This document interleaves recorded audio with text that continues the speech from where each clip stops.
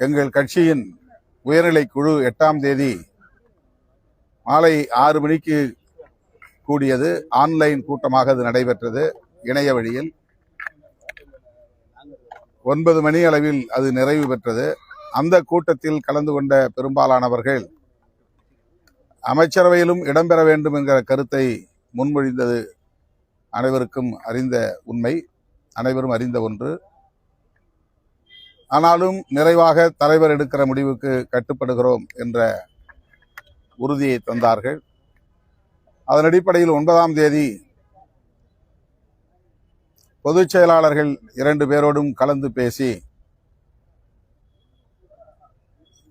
ஆட்சி அமைப்பதற்காக மட்டுமே நம்முடைய ஆதரவை நல்குவது என்கிற நிபந்தனையற்ற ஆதரவை நாங்கள் நல்கினோம்.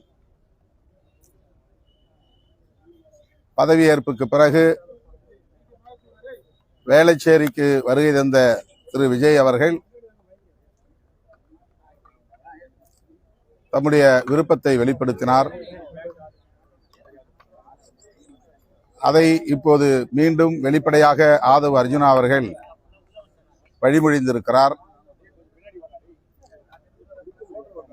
இது குறித்து எமது முன்னணி பொறுப்பாளர்கள், பொதுச் செயலாளர்கள், மாநில பொருளாளர், முதன்மை செயலாளர் போன்ற முன்னணி பொறுப்பாளர்களோடு கலந்து பேசிய பின்னர் எங்கள் முடிவை அறிவிப்போம்.